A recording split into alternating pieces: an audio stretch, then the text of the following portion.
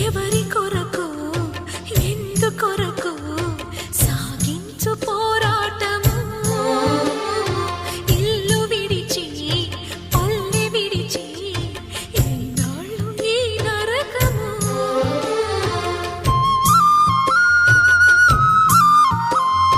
గుండెలో బాధలను దాచుకోవాలి